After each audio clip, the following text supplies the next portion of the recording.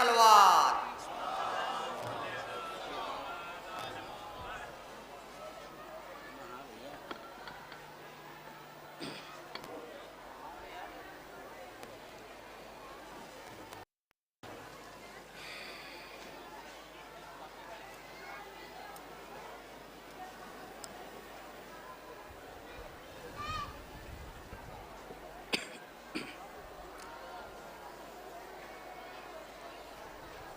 أعوذ بالله من الشيطان اللعين الرجيم.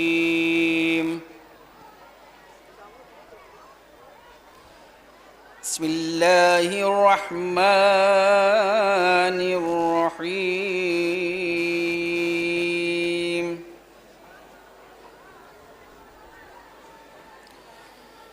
كل من عليها فان ويبقى وجه ربك ذي الجلال والإكرام ويبقى وجه ربك ذو الجلال والإكرام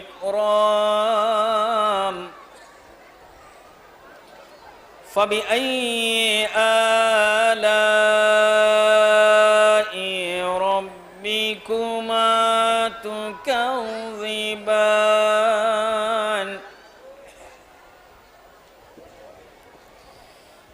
يسأله من في السماوات والأرض كل يوم هو في شأن فبأي آلاء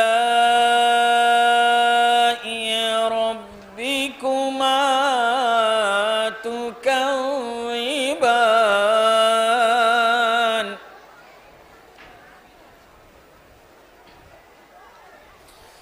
سنفرغ لكم أيها الثقلان فبأي آلاء ربكما تكذبان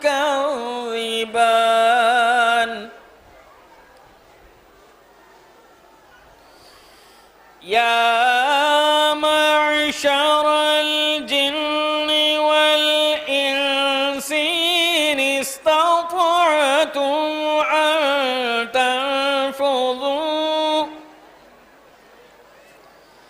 أن تنفذوا من أقطار السماوات والأرض فانفذوا لا تنفذون إلا بسلطان فبأي آلاء ربكما تكذبان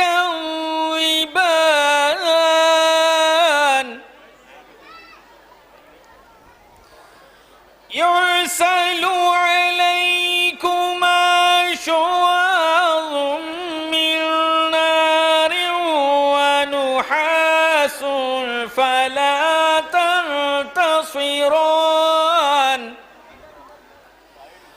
فبأي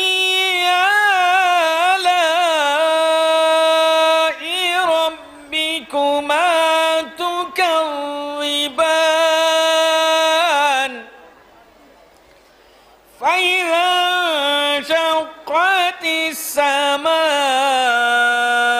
فكانت وردة كالدهان فبأي آلاء ربكما تكذبان لا بشيء من نعمة برحمتك يا رب كون. صدق الله العلي العظيم. اللهم صل على محمد وآل محمد. میں بڑے ہی ارے بات ٹائم میں بہت ہی ادب و احترام کے ساتھ گزار ہوں حجت الاسلام عالی جناب مولانا ڈاکٹر سید قلب جواد صاحب قبلہ سے تشریف لائیں اور مجلس سے خطاب فرمائیں. ایک نعرہ صلوات.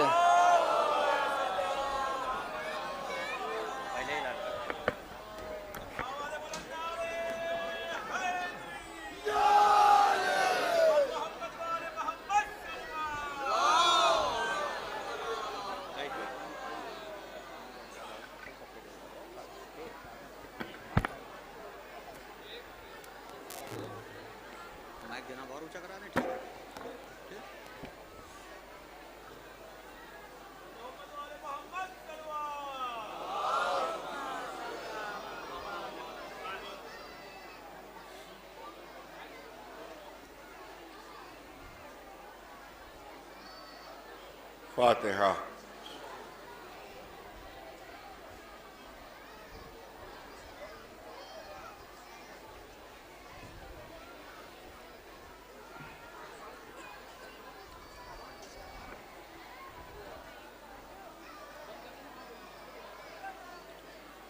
اعوذ باللہ السمیع العلیم من الشیطان اللعین الرجیم.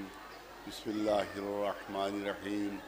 الحمد للہ رب العالمین والصلاة والسلام علی سید الانبیاء والمرسلین سیدنا و نبینا و شفیع المذنبین ابی القاسم محمد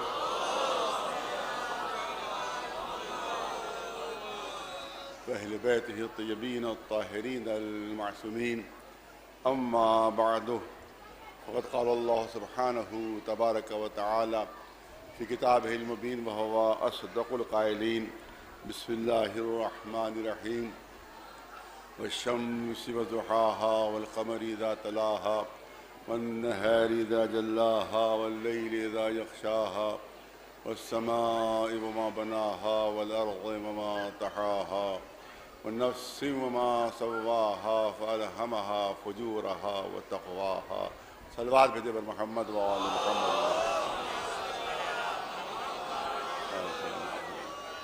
مولانا سے گزارش ہے تشریف لائیں. یا اللہ یا اللہ یا علی یا علی یا علی. اللہم صلی علی محمد وآل محمد. ایک صلوات بلند آواز سے بر محمد وآل محمد. تشریف لیں تشریف لیں.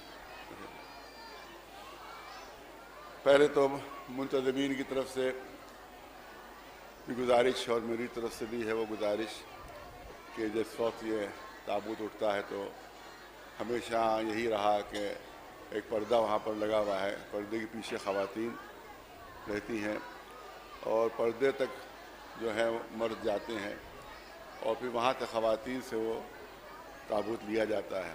لیکن اب کچھ سال سے یہ ہو رہا ہے کہ کچھ بچے اور جوان جو ہیں وہ خواتین کے یہاں اندر وہاں تک چلے جاتے ہیں جہاں تابوت رکھا ہوا ہے. تو یہ بالکل مناسب نہیں ہے کیونکہ ہم لوگوں کو بالکل ویسی شبیہ بنانا ہے کہ جیسا ہوا تھا تابوت اٹھا تھا کہ خواتین نے اس تابوت کو اس کو حوالے کیا تھا. تو لہذا گزارش یہی ہے کہ وہ جوان جو پردے سے اندر چلے جاتے ہیں وہ ان کے لیے وہاں جانا جائز نہیں ہے. وہاں بے پردگی ہو جاتی ہے خواتین کی اور نامحرم اندر چلے جاتے ہیں. لہذا گزارش یہ ہے کہ جہاں پر پردہ لگا ہوا ہے وہیں پر رک کر اور پھر وہاں سے خواتین وہاں جو محرم ان کے مرد ہیں وہ خواتین سے وہ لیں گے تابوت اور وہ مردوں کے سپرد کریں گے. ایک صلوات بھیجے پر محمد وآل محمد. دوسری درخواست یہ ہے وہ بھی ہے کہ پچھلے سال معلوم ہوا کہ 3 بجے قریب تابوت کی تدفین ہوئی. 3 بجے سے پہر میں تدفین ہوئی مجھے بتایا گیا. تو ظاہر ہے کہ رمضان کا زمانہ ہے سب روزے دار ہوتے ہیں لہذا اس میں تاخیر میں کوئی کمال نہیں ہے کہ جتنی تاخیر ہو معلوم اتنا ہی اہم تابوت ہے، بلکہ کمال تو مجمع کا ہوتا ہے کہ جتنا مجمع زیادہ اتنا اہم تابوت ہے۔ لہذا جب بہت دیر ہو جاتی ہے تو لوگ جو روزے دار ہوتے ہیں وہ وہاں سے چلے جاتے ہیں، تو مجمع بہت تابوت کی تدفین کے بعد مجمع بہت مختصر رہ جاتا ہے۔ لہٰذا گزارش ہے ہمیشہ 8-9 بجے تک تابوت پہنچ جاتا اور 8-9 کے بعد بجے تک وہ تدفین ہو جاتی تھی۔ تو وہی پرانی روایت ہم چاہتے ہیں، میرا کوئی حکم نہیں اس میں، میری کوئی وجہ نہیں، بلکہ یہ ایک پرانی جو روایت ہے وہ اسی کو برقرار رکھا جائے۔ اور پرانی روایت یہ ہے کہ 9 بجے تک تابوت ہمیشہ دفن ہو گیا، لہذا اسی حساب سے اسی روایت کو برقرار رکھا جائے تو بہت مناسب ہوگا۔ اور خاص طور سے ایک چیز عورت کرنا چاہتا ہوں، اور ذرا سا سخت جملے بھی ہیں اس میں، سخت جملے بھی ہیں کہ تابوت میں شرکت کے دوران نہ کوئی سگریٹ پیتا ہوا ملے، نہ کوئی پان کھاتا ہوا ملے، نہ کوئی پانی پیتا ہوا ملے۔ ایسا اگر کر رہا ہے تو اس کو علی کے تابوت میں شرکت کا حق حاصل نہیں ہے۔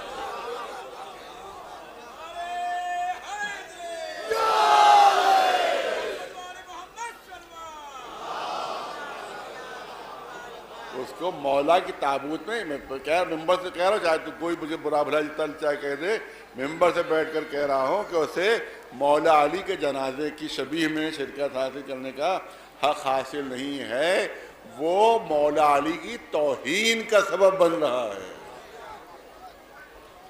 نہیں، اگر کسی نے کسی عذر کی وجہ سے بھی روزہ نہیں رکھا ہے وہ اس کو بھی حق حاصل نہیں ہے۔ ہو سکتا کوئی کہہ رہا تھا ہم میں روزے تو تھا ہی نہیں، اور میں تو بیمار تھا، اور یہ تھا اور یہ تھا، مسافر تھا، وہ تھا، نہیں، ان کو بھی حق حاصل نہیں ہے کہ اس طرح سے وہ سگریٹ پی کر اس طرح کر کے، کیونکہ آپ سب کو اعلان کرتے تھوڑی پڑیں گے کہ ہم مسافر ہیں اس لیے پی رہے سگریٹ، ہم بیمار ہیں اس لیے پانی پی رہے، لوگ تو یہی سمجھیں گے کہ علی کے ماننے والے بے روزے دار ہیں۔ لہذا اگر کوئی شرعی عذر کی وجہ سے بھی روزہ نہیں رکھ رہا ہے اس کو بھی احتیاط کرنا ہوگی کہ تابوت کے دوران وہ بالکل کوئی ایسا کام نہ کرے کہ جو تابوت کی حرمت کے خلاف ہو۔ ایک سلوات بھیج بنا آواز تو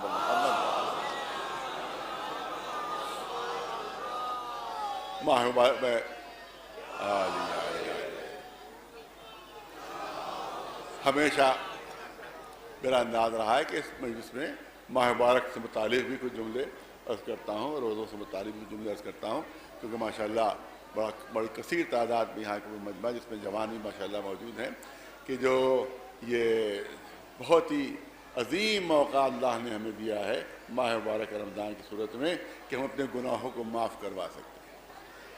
اگر ہم ماہ مبارک رمضان میں کوئی گناہ اپنے معاف نہ کروا سکا تو 11 مہینوں میں سے مایوس ہونا چاہیے کہ پھر اب اپنے گناہوں کو معاف نہیں کروا سکتا، کیونکہ یہاں تو رحمت کے دروازے کھلے ہوئے ہیں۔ اور اپنے گناہ معاف کروا لو، اور اپنے گناہ معاف کروا لو۔ خاص طور سے شب قدر آپ دیکھیں کہ شب 19 سے لے کر 29 تک یہ 10 شبیں جو ہیں، یہ جو طاق شبیں کہلاتی ہیں، یہ اس میں جو شبیں ہیں جتنی بھی ہیں وہ جو طاق ہیں اس میں جتنی بھی، بلکہ بعض علماء نے کہا تھا کہ ہر شب کے سلسلے میں آپ نیت کر سکتے ہیں۔ ان 10 شبوں میں ہر شب میں آپ شب قدر کی نیت سے عبادت کر سکتے ہیں۔ آپ ہر شب میں شب قدر کی نیت سے عبادت کریں گے۔ اگر 10 شبوں میں شب قدر کی نیت سے آپ نے عبادت کی تو 10 شب قدر کا ثواب ملے گا، 10 شب قدر کا ثواب ملے گا۔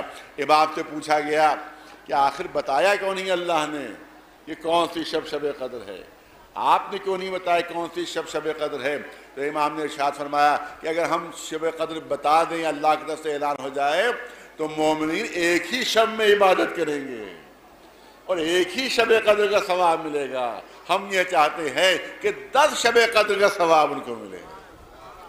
لہذا شب قدر میں خاص طور سے جو عمل قرآن ہے اور جو نماز شب قدر ہے مختصر ہے، وہ اس کو ضرور آپ لوگ انجام دے دیا کریں، بچے جوان انجام دے دیا کریں۔ ہاں، یہاں پر ایک نازک چیز ہے، کسی نے چھٹے امام جعفر صادق رحمۃ اللہ کو سوال کیا، چھٹے امام سے سوال کیا کہ مولا یہ بتائیے، فرزند رسول یہ بتائیے کہ کیا آپ کو بھی نہیں معلوم کہ اصلی شب قدر کون سی ہے؟ دیکھیے بھائی، ہر زمانے میں نازک سوالات ہوتے تھے. کیا آپ کو بھی علم نہیں کہ اصل شب قدر کون سی ہے؟ یا آپ کو علم ہے اور ہمیں بتا نہیں رہے ہیں آپ؟ تو اب جواب سنیے چھٹے امام کا جواب. آپ نے ارشاد فرمایا ارے ہمیں کیسے علم نہیں ہوگا، ہمیں کیسے علم نہیں ہوگا کہ اصل شب قدر کون سی شب ہے؟ کیا کیسے کا جو اصل شب قدر، بہت توجہ رہے، امام چھٹے امام فرما رہے ہیں کہ جو اصل شب قدر ہے اس میں آسمان سے ملائکہ اتر کر ہمارا طواف کرتے ہیں. ایک صلوات بلند آواز پر محمد والے چھٹے.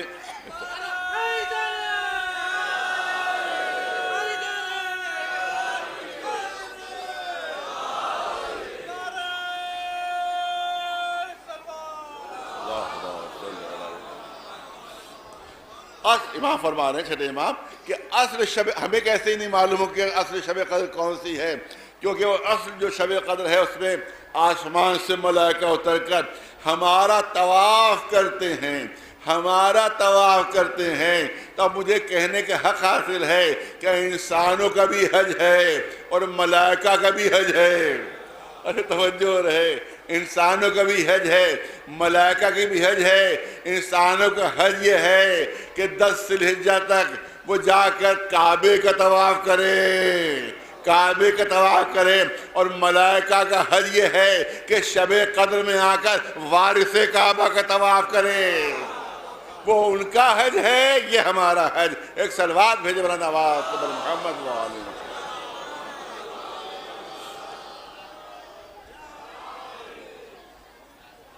اللہم صلی اللہ محمد وآلہ.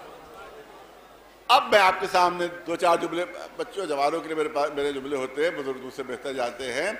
گناہوں کو، یہ وہ زمانہ ہے جو انسان گناہوں کی دلدل سے نکل سکتا ہے. بہت توجہ چاہوں گا آپ حضرات کی. گناہ کو روایت میں دلدل کہا گیا ہے، روایت میں دلدل کہا گیا ہے. کیچڑ نہیں، گندگی نہیں، دلدل. دلدل کہا گیا. دلدل کی کیا خصوصیت ہوتی ہے کہ جتنا انسان اس میں ہاتھ پیر مارتا ہے اتنا ہی ڈوبتا چلا جاتا ہے، اتنا ہی اس کے اندر ڈوبتا چلا جاتا ہے. تو اس رمضان کے ذریعے سے یہ رمضان وہ رسی ہے.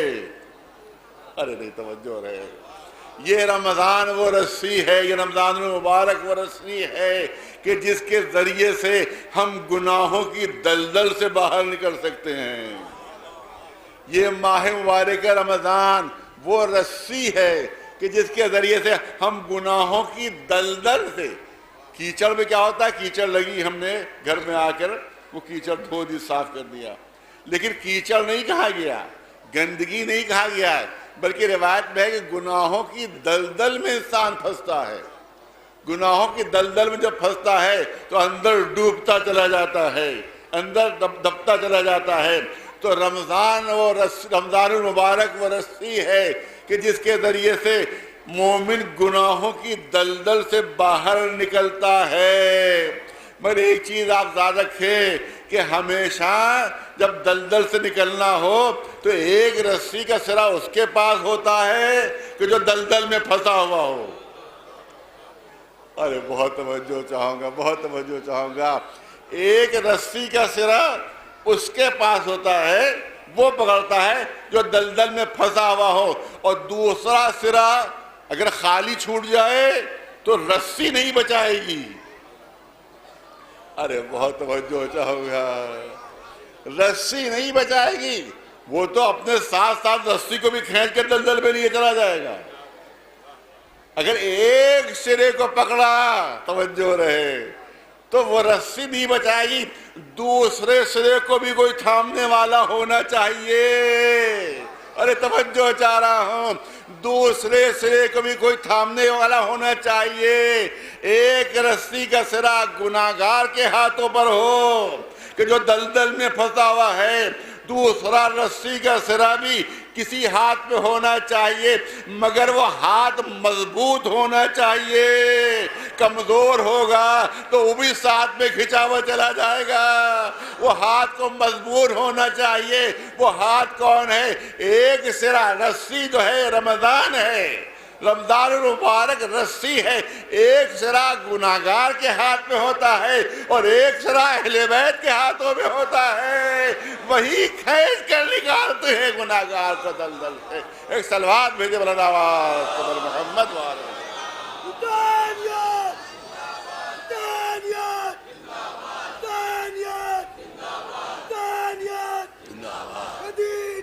مرد آباد، مرد آباد۔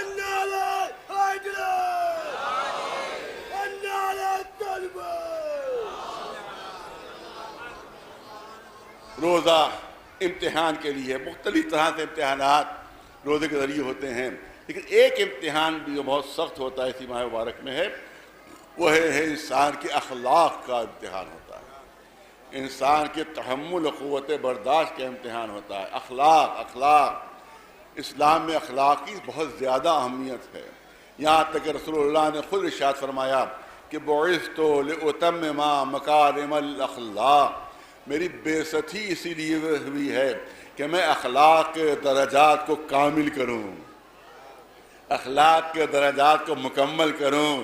میری بےعزتی اسی لیے ہوئی ہے، اسی لیے کسی نے حضور سرور کائنات محمد مصطفیٰ صلی اللہ علیہ وسلم سے پوچھا، بچے سنیں جوان سنیں، میری بات ان کے لیے زیادہ ہوتی ہے، کسی نے پوچھا اللہ کے رسول یہ بتائیے کہ نہ میرے پاس کوئی بڑا خاندان ہے، نہ کوئی میرا بڑا قبیلہ ہے، نہ میرے پاس کوئی بڑا عہدہ ہے، نہ کوئی دولت ہے، نہ حکومت ہے، نہ اقتدار ہے، کچھ بھی نہیں ہے، مجھے عزت ملے تو کیسے ملے؟ کیونکہ دولت والوں کو عزت ملا کرتی ہے، عہدے والوں کو عزت ملا کرتی ہے، جن کے پاس کوئی حکومت ہو ان کو عزت ملا کرتی ہے، جن کا بڑا مشہور خاندان ہو ان کو عزت ملا کرتی ہے، جن کا بڑا قبیلہ ہو ان کو عزت ملا کرتی ہے۔ یہ بتائیے کہ میرے پاس نہ تو کوئی خاندان بڑا ہے، نہ کوئی میرا قبیلہ بڑا ہے، نہ میرے پاس دولت ہے، نہ کرسی ہے، نہ اقتدار ہے، مجھے معاشرے میں عزت کیسے ملے؟ مجھے سماج میں عزت کیسے ملے؟ کہ ایک چیز کو یاد رکھو، ایک چیز کو یاد رکھو، بغیر دولت کی عزت ملے گی، بغیر خاندان کی عزت ملے گی، بغیر عہدے کی عزت ملے گی۔ کہ وہ کون چیز ہے؟ کہ حسن خلقک، ارے اپنے اخلاق کو حسین بنا لو، اپنے اخلاق کو خوبصورت بنا لو۔ نہ دولت کی ضرورت پڑے گی تمہیں، نہ بڑے خاندان و قبیلے کی ضرورت پڑے گی، تمہیں معاشرے و سماج میں خود بخود عزت مل جائے گی۔ صلوات بھیجے بلند آواز قبر محمد وآل محمد۔ تو بڑا امتحان روزے میں ہوتا ہے، کیونکہ روزے میں غصہ زیادہ آتا ہے، اور کسی بزرگ نے اگر روزہ رکھ لیا تو گھر کی عورتیں کہتی ہیں بچوں سے بھیا قریب نہ جانا، روزے سے ہیں، بلا وجہ بھی دو چار تھپڑ مار دیں گے تمہیں۔ غصہ ان کو بہت آتا ہے۔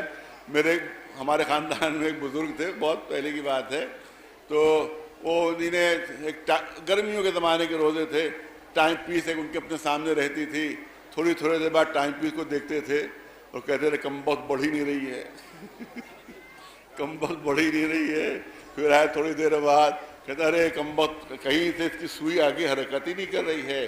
آخر میں اتنا غصہ آتا تھا کہ ٹائم پیس لے کے زمین پر پٹک دیتے تھے کہ کم بخت اپنی نگاہ سے سوئیاں حرکت ہی نہیں کر رہی ہیں، میں اس کو توڑ ہی دیتا ہوں۔ ایک صلوات بھیجا تھا۔ تو معلوم ہے کہ اخلاق کا امتحان ہوتا ہے۔ یہی وجہ ہے کہ رسول اللہ تشریف لے جا رہے ہیں، ایک گھر کی طرف سے گزرے تو دیکھا وہاں ایک دولت مند خاتون تھی جو اپنے غلام کو برا بھلا کہہ رہی تھی، گالیاں دے رہی تھی۔ رسول اللہ تشریف لے آئے اور کہا اپنے ساتھیوں سے کہ جائیے اور اس کے گھر کھانا بھجوا دیجیے، اور کہیے کہ رسول نے بھیجا ہے کھانا۔ کہا کہ آپ کھانا کھا لیجیے، کھانا نوش فرما لیجیے۔ جب وہ کھانا لے کے رسول اللہ کا خادم جو تھا وہ اس عورت کے کھانا لے کر پہنچا، کیا اس نے کھانا کیسا ہے؟ کیا رسول نے بھجوایا ہے؟ کیا رسول کہا ارے رمضان کا زمانہ میں روزے سے ہوں، رسول اللہ نے کھانا بھجوایا ہے؟ کہا انہوں نے کہ آپ کھا لیجیے کھانا، کھانا کھا لیجیے۔ کہ ارے میں روزے تو کھانا کیسے کھا لوں؟ تو کہا رسول اللہ نے کہا کہ جب آپ نے بداخلاقی کا مظاہرہ کیا تو روزہ رہا ہی کہاں آپ کا؟ ایک صلوات بھیجے والا دعوت.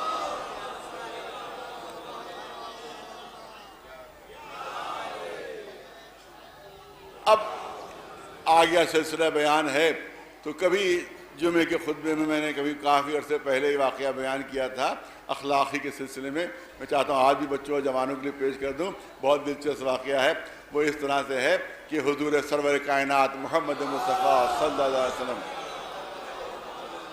مسجد میں تشریف فرما ہے کہ جبریل آ کر کہتے ہیں, توجہ رہے, بہت دلچسپ تاریخی واقعہ پیش کر رہا ہوں, کہ جبریل نے آ کر کہا کہ ایک بہت بڑا قبیلہ ہے کہ اس کے دو بہت زبردست پہلوان وہ یہ قسم کھا کر نکلے ہیں اور یہ عہد کر کے نکلے ہیں کہ آپ کو اذیت پہنچائیں گے, تکلیف پہنچائیں گے, موقع ملا تو آپ کو قتل بھی کر دیں گے.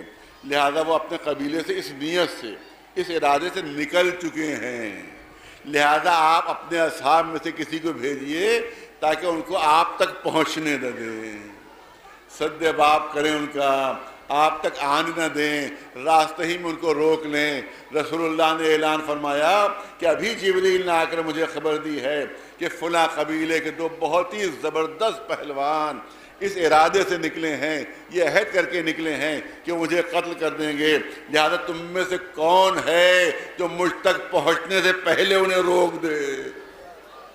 اب ظاہر رسولی پہلے ہی فرما چکے تھے کہ بڑے زبردست پہلوان ہیں.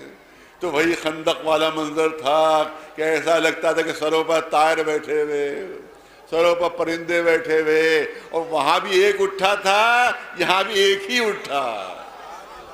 انا یا رسول اللہ, انا یا رسول اللہ, اے رسول مجھے بھیجئے, مجھے بھیجئے.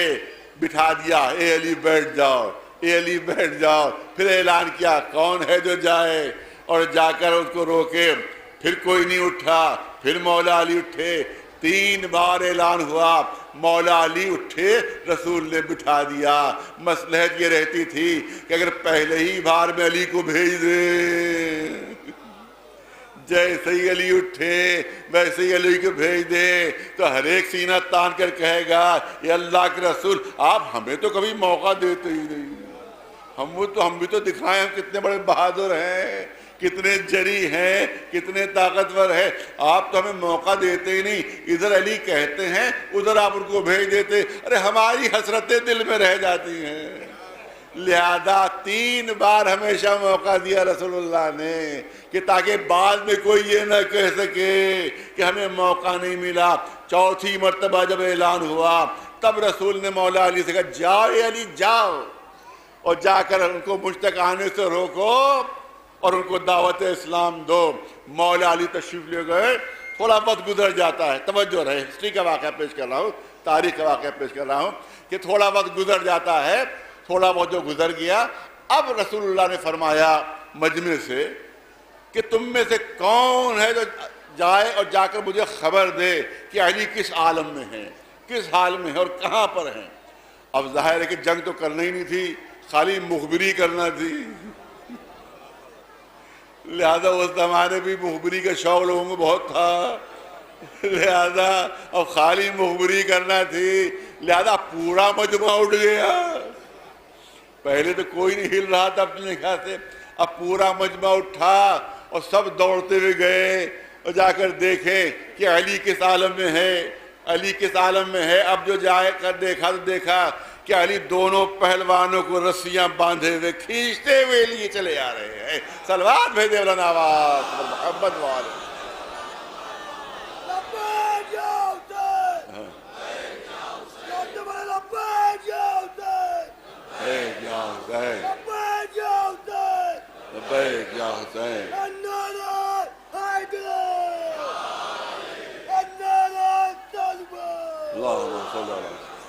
کھینچتے ہوئے لیے چلے آ رہے ہیں. اب یہ جب منظر دیکھا تو معلوم ہوا مولا علی کو فتح ہو چکی ہے, ان دونوں پہلوانوں کو شکست ہو چکی ہے. دوڑتے ہوئے آئے, کہا اللہ کے رسول مبارک ہو, علی کو فتح حاصل ہو چکی ہے. دونوں پہلوانوں کو گرفتار کر کے لے کر آ رہے ہیں. مولا علی دونوں پہلوانوں کو لے کر آئے, توجہ رہے کہ ایک لفظ پر, دونوں پہلوانوں کو لے کر آئے اور رسول کی خدمت میں پیش کیا. اب رسول اللہ کے جملے سنیے، رسول اللہ کے جملے سنیے۔ رسول اللہ نے مولا علی سے کہا اے علی یہ بتاؤ کہ سارے واقعات تم بیان کرو گے یا میں بیان کروں؟ ارے بھرپور توجہ چاہوں گا۔ مولا رسول اللہ فرما رہے ہیں مولا علی سے اے علی یہ بتاؤ کہ سارے واقعات تم بیان کرو گے یا میں بیان کروں؟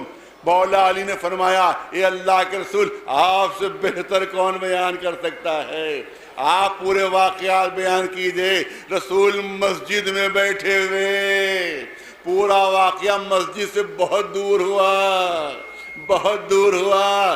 رسول نے پورا واقعہ بیان کر دیا کہ فلاں مقام پر ان دونوں پہلوانوں سے تمہاری ملاقات ہوئی، تم نے ان کو روکا، ان کو دعوت اسلام دی، انہیں اسلام قبول نہیں کیا، تم سے جنگ لڑی، دونوں کو شکست ہوئی، تم نے دونوں کو رسیوں سے باندھا اور فلاں راستے سے تم ہوتے ہوئے یہاں پر آ گئے ہو۔ پورا واقعہ مسجد میں بیٹھے بیٹھے رسول اللہ نے بیان کر دیا، پورا واقعہ بیان کر دیا۔ یہاں علی باہر سے آ رہے ہیں، پوری توجہ رہے، یہاں علی باہر سے آ رہے ہیں، رسول مسجد میں بیٹھے ہوئے ہیں، یہاں پر رسول علی سے کہہ رہے ہیں اے علی پورے واقعہ تم بیان کرو گے یا میں بیان کروں؟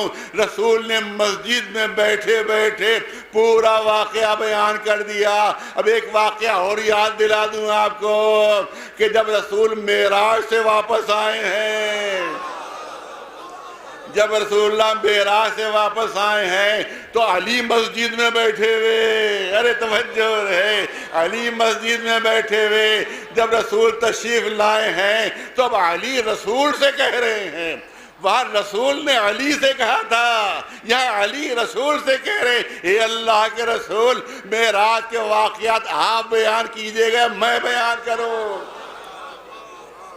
معراج کے واقعات آپ بیان کیجئے گا یا میں بیان کروں؟ اے علی تم بیان کرو۔ مسجد میں بیٹھے بیٹھے پورے معراج کے واقعات علی نے پیش کر دیے۔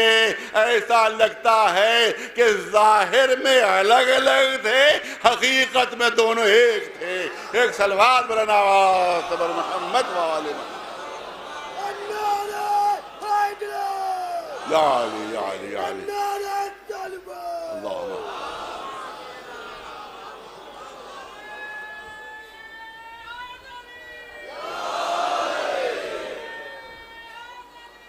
یا علی یا علی یا علی اللہم صلی علی محمد وآل محمد۔ اب واقعہ بھی ختم نہیں ہوا ہے، رزلٹ پیش کرنا ہے، اس کا نتیجہ پیش کرنا ہے۔ اب یہاں کے اوپر رسول اللہ نے پورا واقعہ مسجد میں بیٹھے بیٹھے بیان کر دیا۔ یہاں پر جنگ ہوئی، یہاں پر گرفتار کیا، اس راستے سے تم لے کر آئے۔ اب رسول اللہ سے ہاتھ جوڑ کر عرض کرنا چاہتا ہوں اے اللہ کے رسول، جب آپ کو پورا واقعہ معلوم تھا تو اپنے اصحاب کو دوڑایا کیوں؟ اپنے اصحاب کو دوڑایا کیوں؟ جاؤ اور جا کر معلوم کرو کہ علی کس حال میں ہے، علی کس عالم میں ہے۔ پورا واقعہ آپ نے مسجد میں بیٹھے بیٹھے بیان کر دیا اور اپنے اصحاب سے کہا جاؤ اور جا کر معلوم کرو کہ علی کس عالم میں ہے۔ تو شاید رسول جواب دیں کہ پہلے زمانے میں اگر یہ معلوم کرنا ہوتا تھا کہ کون کس طرف گیا ہے تو اس کے نقش قدم کو ڈھونڈا جاتا تھا، نقش قدم کو تلاش کیا جاتا تھا، اسی نقش قدم پر چلتے ہوئے وہ پہنچ جاتے تھے جہاں پر وہ شخصیت ہوتی تھی۔ تو جب یہ کہا جاؤ دیکھو علی کس حال میں ہے تو سارے اصحاب باہر نکلے، علی کے نقش قدم کو ڈھونڈا، علی کے نقش قدم کو تلاش کیا، علی کے نقش قدم پر چلتے ہوئے علی تک پہنچے۔ تو شاید رسول جواب دے میں اپنی زندگی ہی میں چاہتا ہوں کہ میرے اصحاب علی کے نقش قدم کو ڈھونڈنے کے عادی بن جائیں۔ ایک صلوات بھیج بلند آواز سے بر محمد وآل محمد۔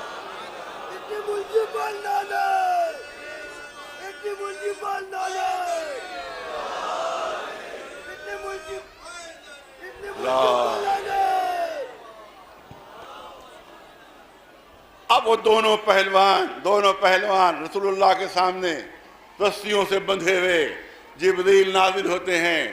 کہا کہ اللہ کا حکم یہ ہے کہ ایک پہلوان کو قتل کیا جائے گا اور ایک پہلوان کو آزاد کیا جائے گا. پوچھا کیا سبب ہے؟ کہ جس کو قتل کیا جائے گا وہ وہاں کا بہت خراب ترین بد اخلاق ترین انسان ہے، لہذا اس کو قتل کیا جائے گا اس کے جرم میں. لیکن جو دوسرا پہلوان ہے وہ اس کو بہکاوے میں آ گیا، لیکن وہ اپنے علاقے کا انتہائی بااخلاق انسان ہے، انتہائی شریف انسان ہے کافر مگر با اخلاق ہے. لہذا اللہ نے کہا ہے کہ اس کو آزاد کر دیجئے، اس کی رسیاں کھول دی جائیں. ایک کو قتل کا حکم دیا، دوسرے کو آزاد کرنے کا حکم دیا. تو جس پہلوان کی رسیاں کھولی جا رہی تھی اس نے تعجب سے کہا اے مسلمانوں کے رسول، ہم دونوں کا جرم تو ایک ہے، میں بھی قتل کے ارادے سے، یہ بھی قتل کے ارادے سے، لیکن اس کو قتل کا حکم دیا گیا ہے، مجھے آزاد کیا جا رہا ہے. کہ اللہ کا حکم یہ ہے کہ تم علاقے کے انتہائی بااخلاق انسان ہو، تمہاری شرافت کی قسم کھائی جا سکتی ہے، لہذا اللہ نے تمہارے اخلاق کی وجہ سے تمہارے اس جرم کو معاف کر دیا ہے. یہ سننا تھا، رسول کے قدموں پر سر رکھا کہ جس مذہب میں اخلاق کی اتنی اہمیت ہو اس مذہب کو کیوں نہ قبول کر لو. ایک صلوات بھیجے بلند آواز صبر محمد و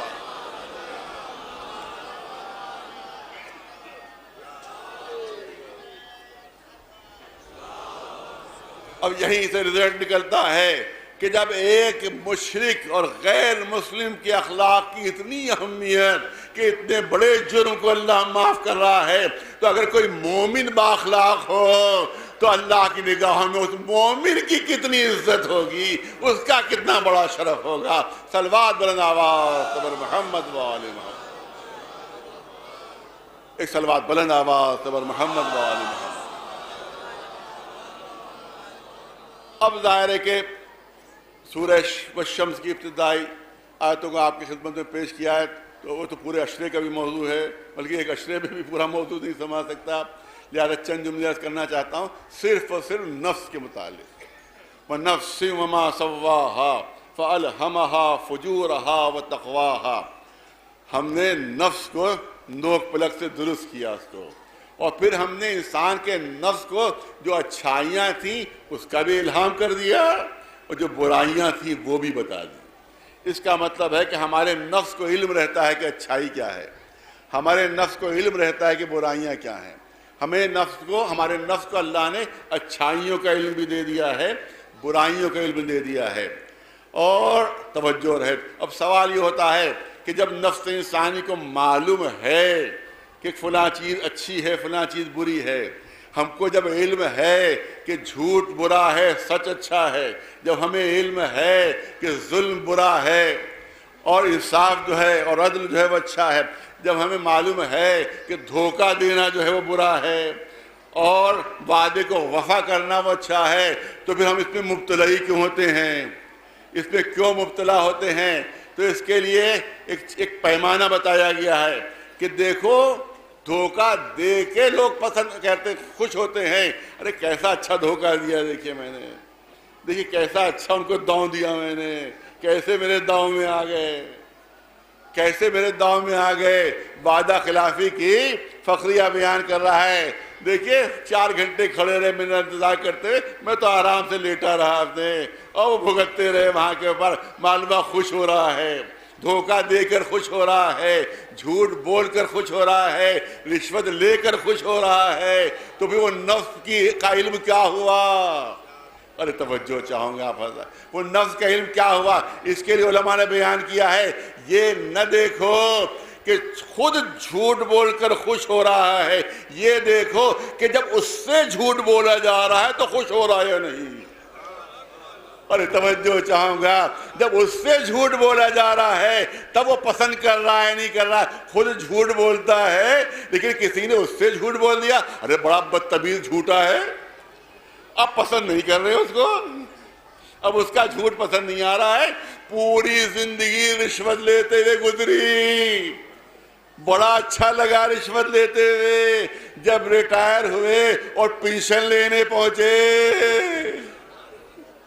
اور وہاں پر پنشن کا جو افسر تھا اس نے کہا ارے کچھ دیجئے تبھی تو پنشن آپ کو ملے گی. ارے کیا بڑا رشوت خور ہے, یہ تو بڑا بے ایمان نکلا, پوری زندگی رشوت لیتے رہے, بڑا اچھا لگا, جب خود سے رشوت مانگی گئی تب بڑا برا لگ رہا ہے. تو اس کا مطلب ہے کہ یہ نہ دیکھو کہ خود کر رہا ہے, یہ دیکھو جب اس کے ساتھ وہی سلوک ہو رہا ہے تو اس کو اچھا لگ رہا ہے یا نہیں لگ رہا ہے. ایک صلوات بھیجے برناوات تبر محمد والو.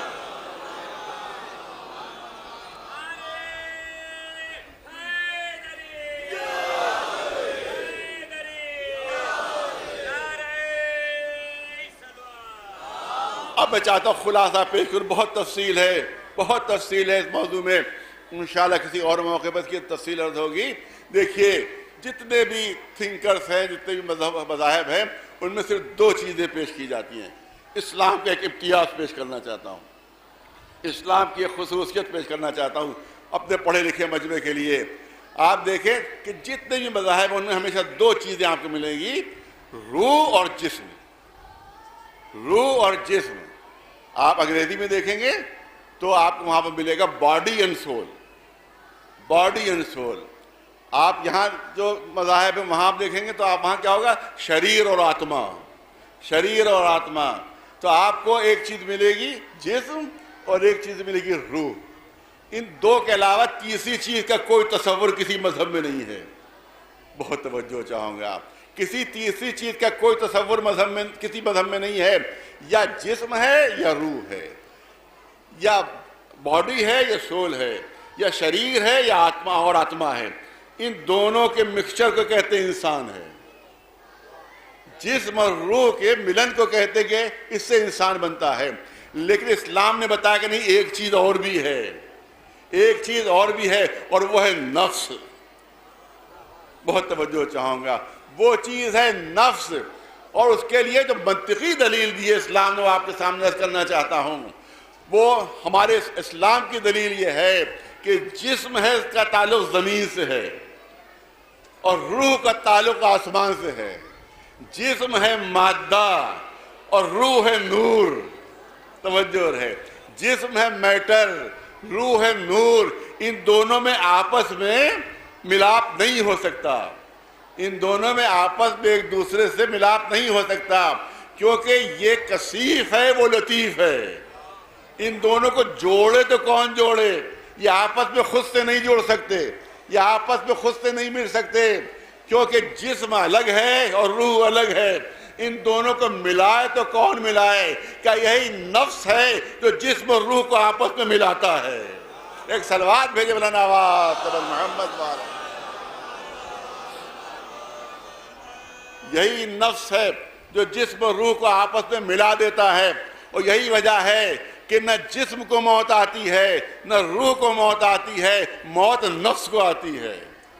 نہیں کہ میں کہہ رہا ہوں, قرآن کہہ رہا ہے کل نفس ذائقۃ الموت. کل روح ذائقۃ الموت نہیں ہے, کل جسم ذائقۃ الموت نہیں ہے, کل نفس ذائقۃ الموت. ہر نفس کو موت کا مزہ چکھنا ہے. جب نفس کو موت آتی ہے تو جسم و روح الگ الگ ہو جاتے ہیں, اسی کو موت کہتے ہیں. ایک صلوات بھیج دے مولانا آواز.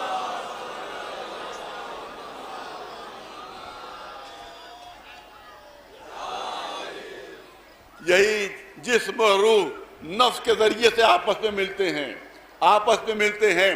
جب یہی نفس کو موت آ جاتی ہے تو جسم و روح آپس میں جدا ہو جاتے ہیں. جسم فنا نہیں ہوتا, کیونکہ جسم بنا ہے مٹی سے, ساری چیزیں مٹی میں مل جاتی ہیں, ساری چیزیں مٹی میں مل جاتی ہیں. پانی پانی میں مل جاتا ہے. جتنی چیزیں 110 چیزیں ایلیمنٹ ہیں جن سے انسان کے جسم بنا ہے. اس میں کاپر بھی ہے, زنک بھی ہے, لوہا بھی ہے, خنا جستہ بھی ہے, سب چیزیں موجود ہیں. وہ سب کے سب جسم سے مٹی سے ملتی ہیں, پھر بعد میں مٹی ہی میں مل جاتی ہیں. روح بھی اپنی جگہ رہتی ہے, جسم کے اجزاء بھی اپنی جگہ رہتے ہیں, صرف نفس جدا ہو جاتا ہے جس کی وجہ سے موت آ جاتی ہے. اس کا مطلب یہ ہے کہ نفس زندگی کا سبب ہوتا ہے ارے توجہ رہے، زیادہ وقت نہیں لینا ہے۔ نفس زندگی کا سبب ہوتا ہے۔ رسول نے فرمایا علی میرا نفس ہے، علی میرا نفس ہے، اور نفس جب تک موجود رہتا ہے زندگی رہتی ہے۔ ادھر نفس جدا ہوتا ہے، ادھر موت کا پیغام آتا ہے۔ تو اگر رسول کی زندگی چاہتے ہو، اگر رسول کی حیات چاہتے ہو، تو کبھی نفس رسول کو رسول سے جدا نہ کرنا، کبھی نفس رسول کو رسول سے الگ نہ کرنا۔ ارے یہ ہم ہیں جو ہمیشہ رسول کو نفس رسول کے ساتھ ساتھ رکھتے ہیں۔ ارے جب کلمہ پڑھتے ہیں تو ساتھ ساتھ علی ولی اللہ، اور جب اذان دیتے ہیں تو ساتھ ہی ساتھ علی ولی اللہ بھی کہتے ہیں، کیونکہ رسالت کے ساتھ ساتھ نفس کا وجود ضروری ہے۔ ایک صلوات بھیج دے نواز محمد وال۔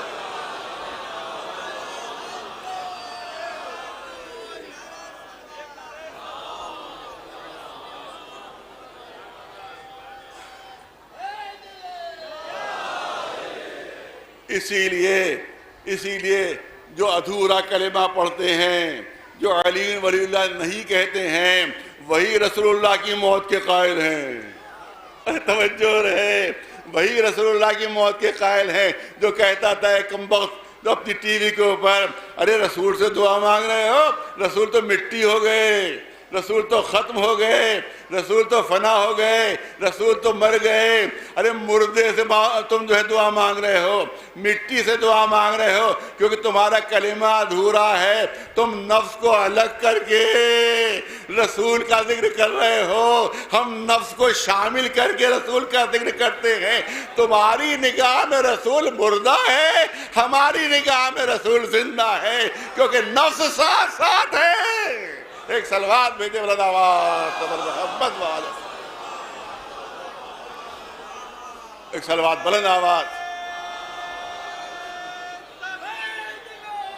یا علی یا علی یا علی، صلوات بلند آواز۔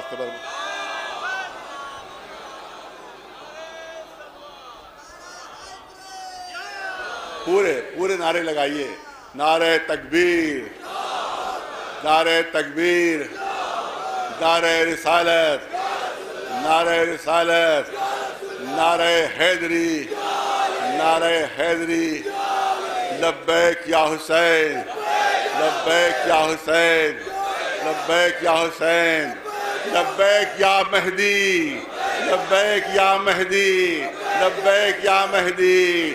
صلوات بر محمد وآل محمد۔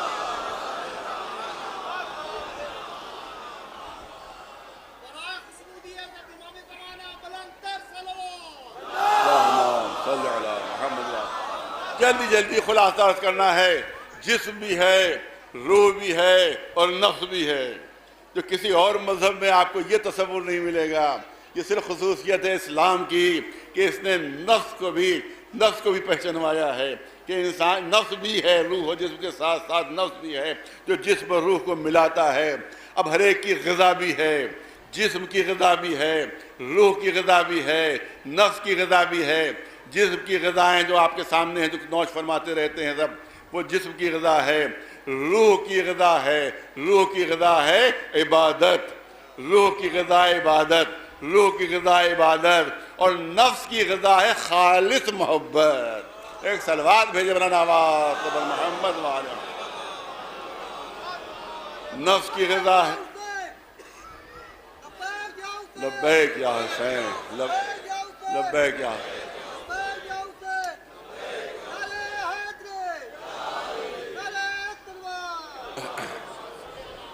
اب روح کی غذا جلدی جلدی عرض کرنا ہے تاکہ کم وقت میں بات مکمل ہو جائے۔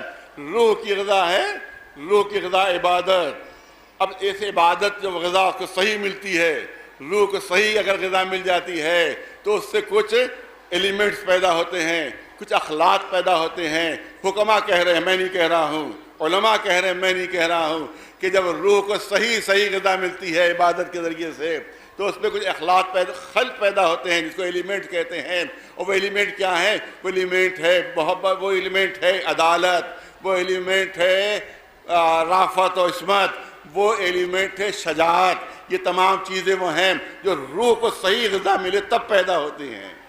پوری توجہ رہے۔ اور جب نفس کو غذا خالص محبت ملتی ہے تو بھی 4 ایلیمنٹ اس میں بھی پیدا ہوتے ہیں۔ ایک رجحان ہے، ایک میلان ہے، ایک عشق ہے، ایک مودت ہے۔ ایک صلوات بھیجے بلند آواز صبر محمد والے، ایک صلوات بھیجے بلند آواز صبر محمد والے محمد۔ اور جسم سے بھی 4 خلطیں پیدا ہوتی ہیں۔ جسم بھی جو ہوتا ہے اس میں بھی 4 خلطیں ہیں، 4 ایلیمنٹس ہیں۔ جس ایلیمنٹ میں اضافہ ہو جاتا ہے ویسے ہی مزاج بن جاتا ہے، ویسے ہی انسان بن جاتا ہے۔ پہلا ہے بلغم، یہ ایک ہیومر بھی اس کو کہتے ہیں، ایلیمنٹ بھی کہتے ہیں۔ پہلا ہے بلغم، یہ پہلے کی خصوصیت ہے۔ جس میں یہ زیادہ ہو جاتا ہے اس میں سستی آ جاتی ہے، اس میں کمزوری آ جاتی ہے، وہ بھولتا بہت ہے، چھوٹی چھوٹی آیتیں عورتوں سے پوچھا کرتا ہے۔ ایک صلوات بھیجے بلند آواز سے۔ یہ پہلے کی خصوصیت ہے۔ ارے توجہ رہے، میں کسی پر طنز نہیں کر رہا ہوں، جو حکماء نے بیان کیا وہ پیش کر رہا ہوں۔ میں کسی کی طرف اشارہ نہیں کر رہا ہوں، بلکہ جو حکماء و فلاسفہ نے پیش کیا ہے اس کا خلاصہ آپ کی خدمت میں پیش کر رہا ہوں کہ پہلا خلق کی ایلیمنٹ ہے وہ بلغم کہلاتا ہے، جس پہ سستی اور دماغ میں بھول پیدا ہو جاتی ہے، چھوٹی چھوٹی باتیں بھول جایا کرتا ہے۔ جس نے جہاں بٹھا دیا بیٹھ گئے، جہاں سے اٹھا دیا گیا اٹھ گئے، خود اپنا کوئی ارادہ نہیں ہوتا، کوئی اپنا کوئی اختیار نہیں ہوتا۔ یہ پہلے کی صفت ہے۔ اب دوسرا کیا؟ دوسرا صفرا، دوسرا صفرا۔ یہ صفرا کیا چیز ہوتی ہے؟ اس سے مزاج میں غصہ پیدا ہو جاتا ہے، یہ دوسرے کی صفت ہے۔ توجہ رہے کہ مزاج میں غصہ پیدا ہو جاتا ہے، کسی کو پیٹ دیا، کسی کو مار دیا، کسی کے گھر میں پھان گئے۔ ایک صلوات بھیجے بلند آواز۔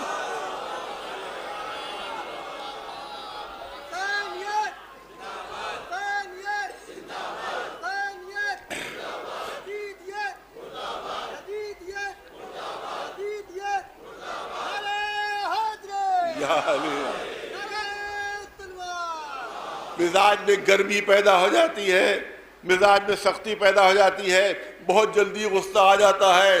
صاحب غضب سے لوگ ڈرا کرتے تھے ان کے، کبھی کسی کو کوڑا مار دیا، کبھی کسی کو بلا وجہ سزا دے دی، کبھی کسی کے گھر میں پھان پڑے اس کو سزا دے دی۔ تو یہ کیا ہے؟ یہ دوسرے کی خصوصیت ہے، دوسرے کی خصوصیت ہے۔ اور تیسری صفت کیا ہوتی ہے جسم کی؟ وہ ہے سودا۔ سودا، اب اس کی کیا صفت ہوتی ہے؟ یہ اگر بڑھ جائے تو صفت یہ ہوتی ہے کہ لالچ بڑھ جاتی ہے، زیادہ سے زیادہ دولت جمع کر لو، اپنے کو زیادہ سے زیادہ غنی بنا لو۔ ایک صلوات بھیج دے بلند آواز سے۔ چیزیں جمع کر لیتا ہے، چیزیں جمع تو کر لیتا ہے مگر ترتیب بھول جاتا ہے۔ جوتوں کی جگہ کے اوپر ٹوپی رکھ دیتا ہے، ٹوپی کی جگہ پر اپنے جوتے رکھ دیتا ہے۔ اس کا مطلب یہ ہے کہ جمع کرنے کا شوق تو ہو جاتا ہے مگر ترتیب یاد نہیں رہتی۔ ایک صلوات بھیجے بلند آواز صبر محمد والے، ایک صلوات بلند آواز صبر محمد والے محمد پر۔ اب چوتھا کیا ہے؟ اب چوتھا ہے خون، اب چوتھا ہے لہو۔ یہی خون ہے جس سے زندگی ملتی ہے، یہی خون ہے جو قربانی دیتا ہے، یہی خون ہے جب رگوں میں دوڑتا ہے تو انسان کو قوت و طاقت آتی ہے۔ یہ چوتھے کی خصوصیت ہے کہ جس کو جو قوت کا مظہر ہوتا ہے، جو طاقت کا مظہر ہوتا ہے۔ ایک صلوات بھیجے بلند آواز صبر محمد والے۔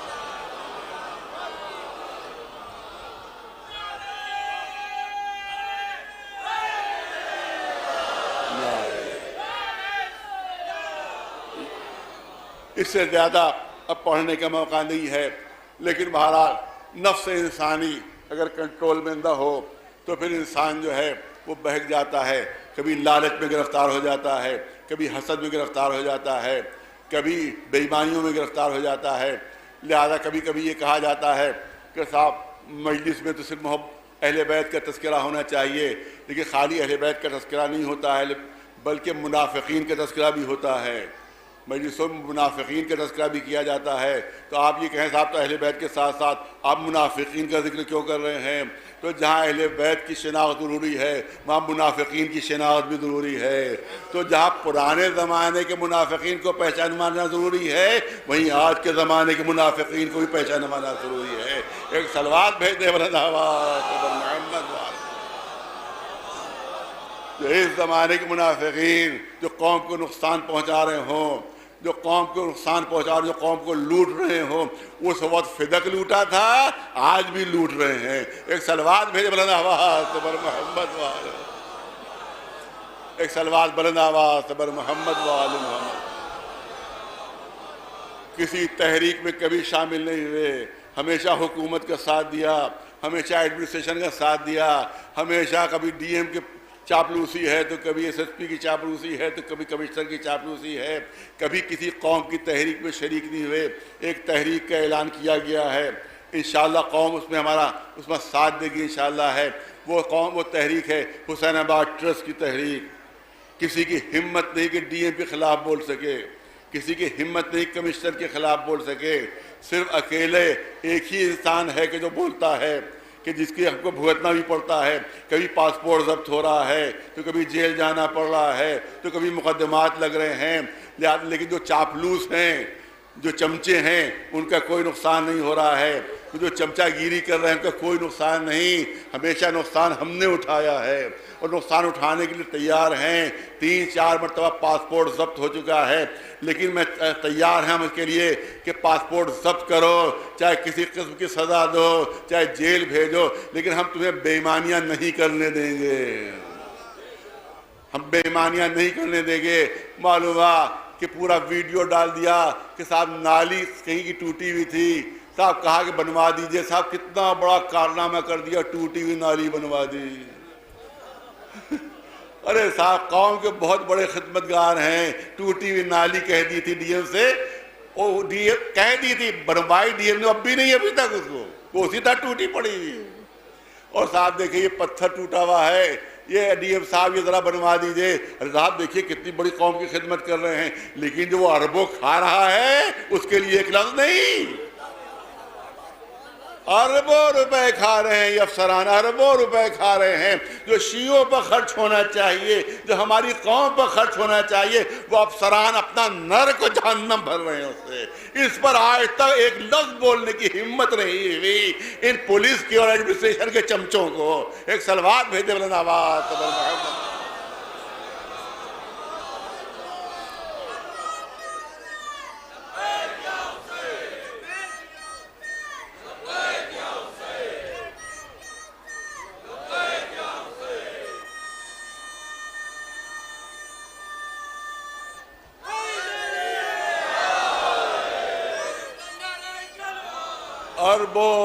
اربوں روپے قوم کے کھا گئے، جبکہ حسین آباد کی جو چھوٹے امام باڑے کی ڈیڈ ہے، جو چھوٹے امام باڑے کی، بڑے امام باڑے کوئی ڈیڈ نہیں ہے، کوئی وقف نامہ نہیں ہے، زبردستی قبضہ کیے ہوئے ہیں، زبردستی وہاں حرام خوری کر رہے ہیں، زبردستی قبضہ کیے ہوئے ہیں۔ چھوٹے امام باڑے کی ڈیڈ ضرور ہے، اور وہاں کی آمدنی سے ڈیڈ میں لکھا ہوا ہے کہ شیعوں کو زیارت پر بھجوایا جائے گا۔ بتائیے کس کو بھیجا گیا آج تک؟ کس کو بھیجا گیا؟ طالب علموں کو وظیفے دیے جائیں گے، کن کو وظیفہ مل رہا ہے؟ کن کو مل رہا ہے؟ ہو سکتا ہے ان چمچوں کو ملتا ہو، لیکن اسٹوڈنٹس کو نہیں مل رہا ہے، کوئی وظیفہ نہیں مل رہا ہے۔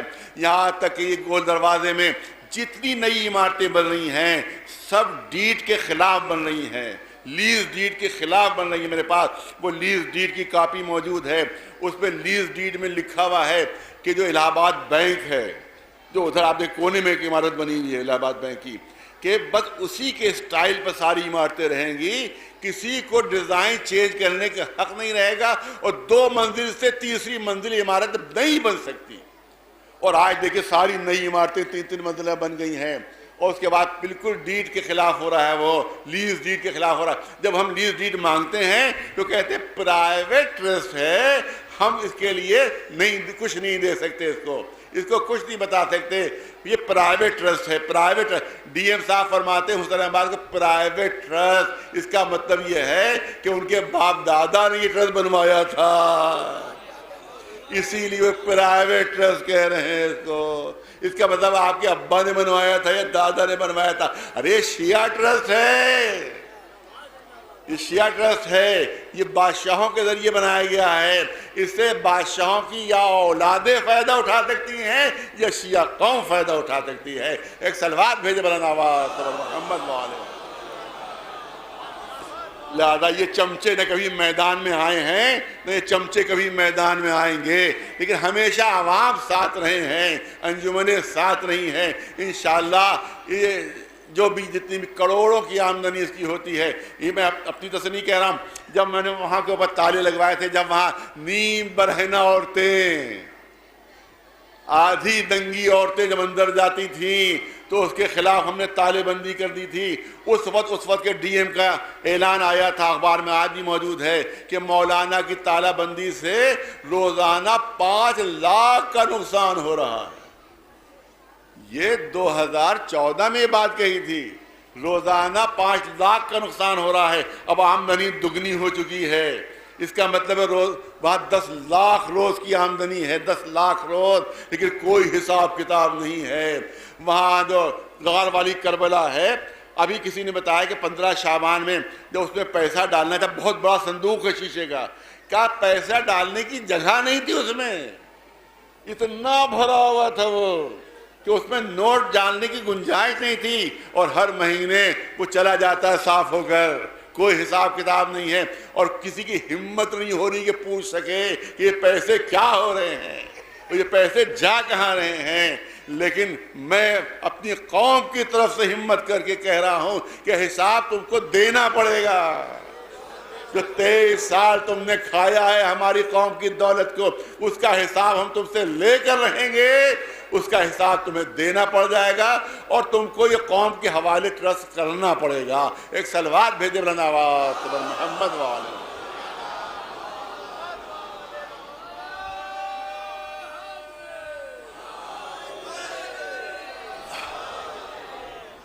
اور بس آخری جملے ہیں, اس سے زیادہ نہیں عرض کروں گا, کہ یہ جو ٹی وی کے اوپر یہ جو اس طرح کے گندے لوگ روزانہ کچھ نہ کچھ میرے خلاف ڈالتے رہتے ہیں, گندے لوگ, غلیظ لوگ, غلیظ و گندے قوم کی غلاظتیں ہیں. یہ قوم کے گندے ترین افراد ہیں کہ جو اس طرح سے ہمارے خلاف ڈالتے رہتے ہیں. ابھی جب ہم نے ڈی ایم کے خلاف بیان دیا تو ان کا آیا, ارے بڑے اچھے کام کر رہا ہے ڈی ایم, بہت وہاں اس نے اچھائی کر رکھی ہے. وہاں جو آدھی ننگی عورتیں آ رہی ہیں, تم کہہ رہے ہو ڈی ایم بڑا اچھا کام کر رہا ہے. جو ہم کہتے تھے کہ یہ ایجنٹ ہیں گورنمنٹ کے, اب ان کے بیانات سے خود ہی ثابت ہو رہا ہے کہ یہ قوم کے وفادار نہیں ہیں, یہ ایڈمنسٹریشن کے وفادار ہیں, یہ پولیس کے وفادار ہے. ایک سلوات بھیجو بلند آواز سے محمد والے. یاد رکھیے کہ ان کو یہ جو بول رہے ہیں خود بھی گناہ گار ہیں, اور جو ان کو پیسے دے رہے ہیں بلوانے کے لیے وہ حرام خور اولاد مولویوں کی, وہ بھی گناہ گار ہیں. اور جو ان کو معافی کے ساتھ کہتا ہوں کہ جو ان کو سن رہے ہیں وہ بھی اتنے ہی گناہ گار ہے کہ جتنا بولنے والا گناہ گار ہے. جتنا بولنے والا گناہ گار ہے اتنا ہی سننے والے بھی گناہ گار ہیں. آپ سے بھی حساب ہوگا کہ تم نے یہ گندی باتیں سنی کیسے, گندی باتیں سنی کیسے. میں اب مجبوراً کہنا پڑ رہا ہے کہ میرے بڑے بیٹے کے لیے یہ کہہ رہے تھے کہ صاحب وہ کسی لڑکی کو لے کر بھاگ گیا ہے, اور یہ بھی بتا دیا کہ کہاں بھاگا ہے لے کر, مگر بمبئی لے کر گیا ہے وہ. آپ بڑے بیٹے تو مجھے مل لیجئے. ایک ساتھ بڑا اچھا جملہ کہا, وہ اتنا سیدھا ہے, اتنا سیدھا ہے کہ کوئی دوسرا تو اسے اغوا کر سکتا ہے, وہ کسی کو اغوا نہیں کر سکتا. اتنا نیک اور سیدھا بچہ وہ ہے کہ جا کر آپ خود ملاقات کر کے دیکھ سکتے ہیں. اس کے لیے کہا گیا وہ فلاں لڑکی کو لے کر بھاگ گیا, بمبئی لے گیا, بمبئی لے گیا. آج تک اس نے اکیلے 12 بنکی سفر نہیں کیا ہے, بمبئی لے گیا. اور کچھ دن بعد وہی بھوپو بول رہا تھا جو منہ کے اندر پورا ٹھوسے ہوئے ہوتا ہے, اس کو پیسے ملتے ہیں, یہ چھٹ بھئیے مولوی پیسے دیتے ہیں اسے, جو منہ کے اندر گھسیڑے بولا کرتا ہے. اس نے کچھ دن بعد کہا کہ مجبوراً کہنا پڑ رہا ہے, مجبوراً, میں معافی کے ساتھ کہہ رہا ہوں, مجبوراً کہنا پڑ رہا ہے. کہا کہ وہ بچی تو حاملہ ہو گئی ہے جس کو لے کر بھاگا تھا, وہ بچی حاملہ ہو گئی ہے. ارے تمہیں اتنی دقیق خبریں کہاں سے مل گئیں؟ لگتا ہے کوئی بہت قریبی لڑکی ہے تمہاری.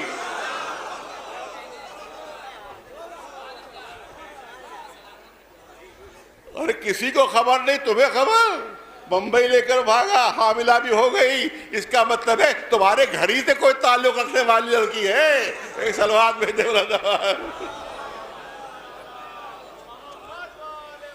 ایک سلوات بلند آواز سے بر محمد و آل محمد. منافقوں سے ہوشیار رہیے. منافق جتنا اہل بیت کو نقصان پہنچا ہے وہ کافروں سے نہیں پہنچا ہے، منافقوں سے پہنچا. ابن ملجم کون تھا؟ منافق تھا. غصب کرنے والے کون تھے؟ منافق تھے. شہزادی فاطمہ زہرا پر دروازہ گرانے والے کون تھے؟ کافر تھے، مشرک تھے، بت پرست تھے، منافق تھے. تو شہزادی کے اوپر دروازہ گرا رہے ہیں.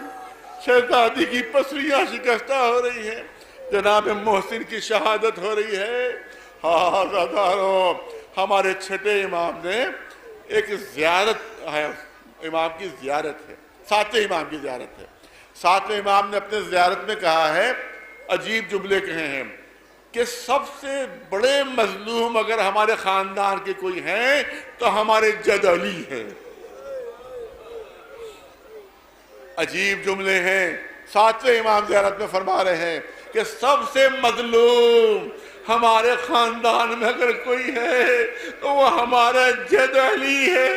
اے آقا، کربلا میں امام حسین کو مظلوم کہیے، امام زید العابدین کو مظلوم کہیے، امام موسیٰ کاظم خود ہاتھوں میں ہتھکڑیاں، پیروں میں بیڑیاں، لاش کو بھی ہتھکڑیوں میں رکھا گیا تھا. آپ سب سے زیادہ مظلوم ہیں. لیکن امام نے کیا فرمایا کہ ہمارا سب سے زیادہ مظلوم علی ہے. ہمارا سب سے زیادہ مظلوم علی ہے. مولا علی سے خود پوچھا گیا کہ ایک مرد کے لیے سب سے بڑی مظلومی کا موقع کون سا ہوتا ہے؟ ایک مرد کے لیے سب سے مظلومی کا موقع کون سا ہوتا ہے؟ کہ ایک مرد کے لیے سب سے مظلومی کا موقع یہ ہے کہ اس کی زوجہ کو اذیت دی جا رہی ہے، اس کی زوجہ کو مارا جا رہا ہے اور وہ صبر کر رہا ہے. ہاں، ہمارے آقا حسین اتنے زبردست مصائب پڑھے گئے ان پر، اتنے زبردست مصائب توڑے گئے ان کے اوپر، لیکن جو بیویوں پر ظلم ہوا وہ شہادت سے پہلے نہیں ہوا ہے. توجہ رکھیں آپ حضرات، جو کہنا چاہتا ہوں وہ شہادت سے پہلے نہیں ہوا ہے، سر کٹنے کے بعد ہوا ہے. زینب کو جو تازیانے پڑے ہیں حسین کی شہادت کے بعد پڑے. ارے زینب کے بازوؤں میں جو رسیاں بندھی ہیں شہادت کے بعد بندھی ہیں. سکینہ کے گلے میں جو رسی بندھی ہے حسین کی شہادت کے بعد. اس کا مطلب ہے کہ جتنے بھی بیویوں پر ظلم ہوئے ہیں وہ حسین کی شہادت کے بعد. لیکن علی تو سب نظر اپنی آنکھوں سے دیکھ رہے ہیں. دروازہ علی کے سامنے توڑا جا رہا ہے، دروازہ علی کے سامنے توڑا جا رہا ہے، پسلیاں علی کے سامنے ٹوٹ رہی ہیں. محسن کی شہادت ہو رہی ہے. صرف یہی نہیں بلکہ چہرے پر جو انگلیوں کے نشان ہیں وہ بھی علی کے سامنے. اور صرف یہی نہیں بلکہ کونی کے اوپر جو تلوار کا دستہ مارا جا رہا ہے کہ جس سے شہزادی کا ہاتھ شکستہ ہوا وہ بھی علی کے نگاہوں کے سامنے. اب علی سے بڑھ کر کوئی مظلوم نہیں. ہاں داداروں، آج کا دن وہ دن ہے جب مولا زخمی حالت میں تڑپ رہے ہیں، زخمی حالت میں تڑپ رہے ہیں. ہاں داداروں، تلوار کا زخم بھی ہے اور زہر کی تکلیف بھی ہے. مولا زہر کی تکلیف میں تڑپ رہے ہیں، کروٹیں بدل رہے ہیں، کبھی دائیں کروٹ ہے کبھی بائیں کروٹ ہے. روایت کہتی ہے بیویوں نے دیکھا کہ جب بابا کروٹیں بدل رہے ہیں تو جناب زینب ام کلثوم آگے بڑھتی ہیں. ایک بیٹی نے ایک پہلو میں نرم تکیہ لگا دیا, دوسری بیٹی نے دوسرے پہلو میں نرم تکیہ لگا دیا. اگرچہ آقا کی پسلیاں زخمی نہیں تھی مگر بیٹیوں کو گوارا نہیں ہوا کہ جب کروٹ بدلے تو ہلکی سی بھی اذیت ہو, دونوں طرف تکیے لگا دیے. اے آقا کربلا کا منظر آ کر دیکھیے. روایت کہتی ہے کہ حسین زخمی عالم میں کبھی دائیں طرف جھک جاتے کبھی بائیں طرف جھک جاتے ہیں. عمر سعد کو یقین ہو گیا کہ حسین گرنے والے ہیں, بس حسین گرنے والے ہیں, اب حسین سے سنبھلا نہیں جا رہا ہے. تو تاریخ کہتی ہے ملعون نے کچھ نیزے بردار ایک پہلو میں بھیجے, کچھ نیزے بردار دوسرے پہلو میں. جب بھی حسین کسی پہلو پر جھکنے لگتے تھے یہ ملعون نیزوں کی نوکیں پسلیوں میں چبھوتے تھے. آقا تڑپ کر دوسرے پہلو میں جھک جاتے تھے, وہاں بھی کچھ ملعون نیزے لیے پسلیوں میں چبھوتے تھے. اسی عالم میں آقا حسین زمین پر تشریف لائے. دارو امام کو جب مولا علی کو دیکھا جناب زینب ام کلثوم نے, یہ چہرے کا رنگ اتنا زرد ہو گیا ہے کہ ماتھے پر جو زرد رنگ کی پٹی, آخری 2-3 جملے ہیں کہ ماتھے پر جو زرد رنگ کی پٹی بندھی ہوئی تھی, چہرے کا رنگ زرد مولا کا اتنا زیادہ ہو گیا تھا کہ اندازہ نہیں ہو پا رہا تھا کہ اس زرد رنگ کی پٹی کہاں پر بندھی ہوئی ہے. شہزادیاں گھبرا گئیں, کہا جلدی سے بھیا حسن کو بلاؤ, بابا کی حالت بگڑتی جا رہی ہے, بابا کی حالت بگڑتی جا رہی ہے. امام حسن تشریف لائے, کہا جلدی سے کسی ماہر جراح کو بلائیے. امام حسن نے اس علاقے کے ماہر ترین جراح کو بلایا, آ کر اس نے زخم سر کا معائنہ کیا. معائنہ کر کے اٹھا ہے تو خود اس کے چہرے کا رنگ زرد ہو چکا تھا, اس کی زبان سے کچھ نکلا نہیں, بس اتنا ضرور کہا انا للہ و انا الیہ راجعون. اے آقا ارے جو وصیتیں کرنا ہے کر لیجئے, اب شفا کی کوئی گنجائش نہیں ہے کیونکہ زہر کا سر مغز تک پہنچ چکا ہے. مولا نے امام حسن کو بلایا, تمام لوگ جتنی بھی اولادیں تھیں سب کا ہاتھ امام حسن کے ہاتھ میں دیا. اے حسن یہ تمہارے حوالے, اے حسن یہ تمہارے حوالے. سب کو امام حسن کے حوالے کیا, لیکن ایک چھوٹا سا بچہ دیوار کی طرف رخ کیے ہوئے زار و قطار رو رہا تھا, اس کو امام حسن کے حوالے نہیں کیا. یہ دیکھنا تھا کہ ماں ہاتھ جوڑ کر سامنے آ گئی, اے آقا کیا میرے عباس سے کوئی خطا ہو گئی, کیا میرے عباس سے کوئی قصور ہو گیا ہے؟ اے ام البنین یہ آپ کیوں کہہ رہی ہیں کہ آقا آپ نے سب کو حسن کے حوالے کیا لیکن میرے بچے عباس کو حسن کے حوالے نہیں کیا؟ یہ سننا تھا. روایت کہتی ہے امام حسین کو اشارے سے قریب بلایا, عباس کو قریب بلایا, جناب عباس کا ہاتھ امام حسین کے ہاتھوں میں دیا, کہ اے حسین یہ عباس تمہارے حوالے ہیں, اے حسین یہ عباس تمہارے حوالے ہیں. جب تک امام حسن کے سپرد کیا تھا تو صرف امام حسن سے کہا تھا اے حسن تمہارے حوالے, اے حسن تمہارے حوالے. لیکن جب امام حسین اور جناب عباس کی نوبت آئی تو پہلے تو امام حسین سے کہا اے حسین یہ عباس تمہارے حوالے, پھر عباس کا رخ کیا اے عباس یہ حسین تمہارے حوالے, مجھ سے وعدہ کر جب تک زندہ رہو گے حسین کے جسم پر کوئی آنچ نہ آنے دینا. عزادارو یہی وقت تھا, یہ مولا علی کہتے ہیں السلام علیکہ یا رسول اللہ. اے بابا کس کو سلام کر رہے ہیں؟ اے میری بچیوں میرا آخری وقت آ چکا ہے. ارے مجھے خدیجہ لینے آ گئی ہیں, ارے مجھے رسول اللہ لینے آ گئے ہیں, اور تمہاری ماں فاطمہ زہرا مجھے لینے آ گئی ہے. بیویوں نے فریاد کی اے ابا ہم غربت میں یتیم ہونے جا رہے ہیں. اے اماں ہماری فریاد سن لیجئے. بس آخری 2-3 جملے ہیں. آپ مولا دنیا سے رخصت ہوئے, جنازہ اٹھا. روایت کہتی ہے کہ ایک سمت امام حسن تھے, ایک سمت امام حسین تھے, اور دوسری سمت سے تابوت اٹھا ہوا تھا. جب کوفے کی گلیوں میں تابوت گیا ہے تو روایت کہتی ہے کہ ہر دیوار جھک کر سلام کر رہی تھی. السلام علیکہ یا امیر المومنین. ہر درخت جھک کر سلام کر رہا تھا. السلام علیکہ یا امیر المومنین. ایک مسجد کی مینار جو تھی وہ جھک جھک کر سلام کر رہے تھے. اے آقا سلام آخر قبول ہو, ہمارا سلام قبول ہو. کسی نے پوچھا, امام حسن امام حسین تھے, کہ ایک طرف تو آپ لگے ہوئے تھے, دوسری طرف کوئی دکھائی نہیں دے رہا تھا, اور جنازہ خود بخود اٹھا ہوا تھا. کہا ادھر جبریل و میکائیل تھے جو میرے بابا کا لاشا اٹھائے ہوئے تھے. میں جبریل و میکائیل کی خدمت میں ہاتھ جوڑ کے عرض کرنا چاہتا ہوں, ارے تم علی کا تابوت اٹھانے آ گئے, ارے کربلا بھی آ جاؤ.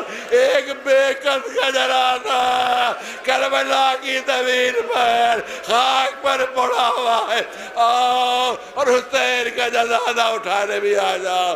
ارے جس کی لاش کربلا کے میدان میں 3 دن تک بے غسل و کفن پڑی رہی.